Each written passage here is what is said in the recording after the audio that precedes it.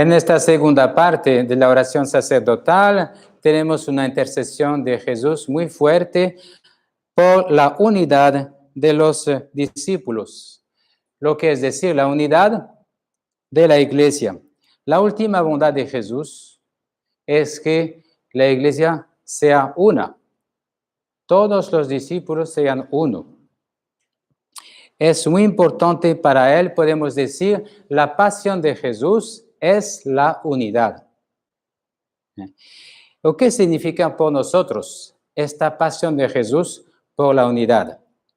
En primero que la unidad entre nosotros, la iglesia, y entre los cristianos es una prioridad.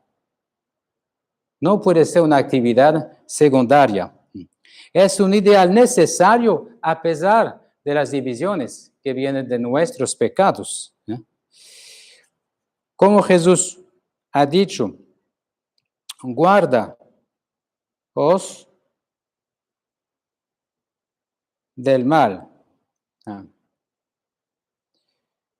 Que sean uno, como también nosotros somos unos. Guardaos. Esta unidad es una pasión por Jesús porque es Dios mismo. Esta unidad de Jesús no es uniformidad.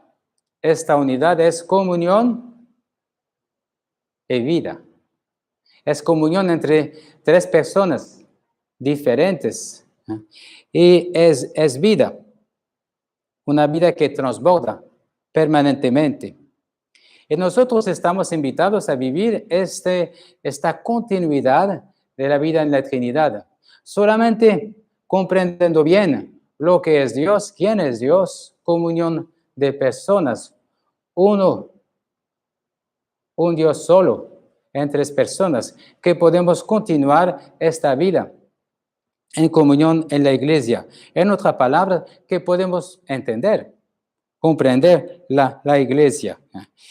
Vemos en la primera lectura Pablo como pastor que hablando de la vida de la iglesia, va a hablar de las tres personas de la Trinidad, como si fuera necesario para él, evidente para él. Lo que dice a los pastores de Éfeso como testamento pastoral, testamento espiritual, dice así: miren por ustedes mismos y por todo el rebaño, ver que los constituyó pastores el Espíritu Santo. ¿Quién ha constituido pastor? El Espíritu Santo. Para apacentar la iglesia que Dios, el Padre, adquirió con la sangre de su Hijo.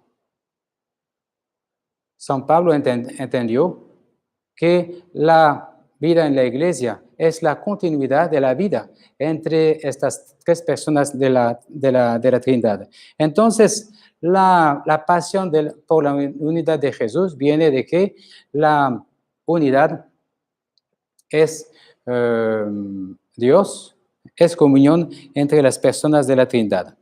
Después,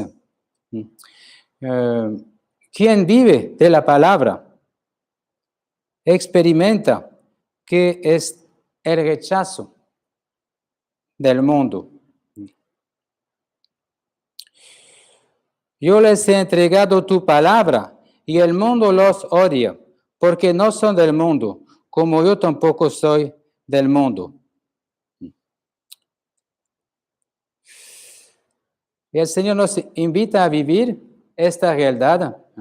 Él ha venido en el mundo lo ha rechazado. También nosotros, discípulos de Jesús, iglesia de Dios, vamos a vivir esta situación de consagrados en el mundo. Vale la pena recordar el sentido de la palabra consagrada. Consagrado significa separado. Cuando significa separado. Entonces, diferente.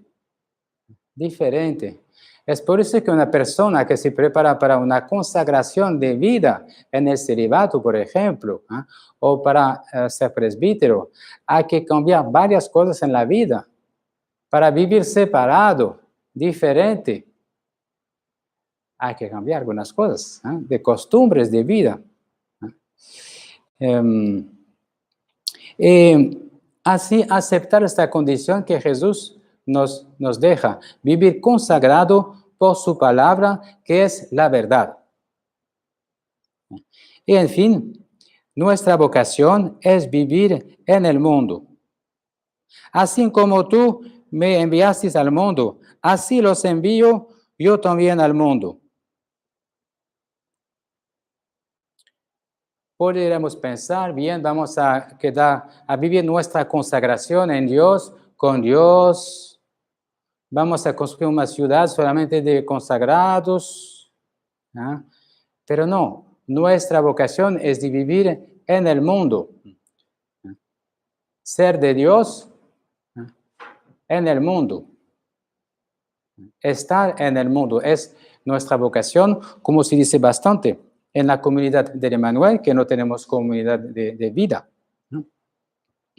Eso es importante para nosotros, de saber contar con esta consagración de Dios personal, que hace de nuestra comunión de vida una comunión hecha para vivir no separada del mundo como comunión, pero en el mundo mismo, en el medio del mundo. Eso pasa por una vivencia personal de esta consagración en el Espíritu Santo, en la palabra que es la verdad. Es difícil vivir esta verdad de Cristo en un mundo que vive la posverdad, en un mundo de opinión y de relativismo. Es difícil. Entonces, vamos a pedir al Señor esta pasión por la unidad, porque la unidad es Dios mismo, es la comunión, es la vida. Comunica la alegría de esta vida divina y en el mismo tiempo el sufrimiento de ver que hay tantas divisiones en mí, en mi comunidad, en la iglesia, entre los cristianos.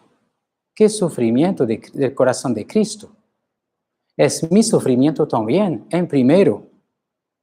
Yo puedo me dejar alcanzar por este sufrimiento de Cristo, de las divisiones, de la falta de iglesia.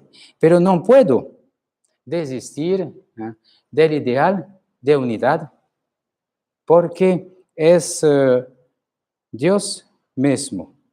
Vamos a pedir al Señor en esta Eucaristía, que vamos a celebrar la muerte, el sufrimiento de Cristo y la resurrección, de interceder por la unidad de la Iglesia.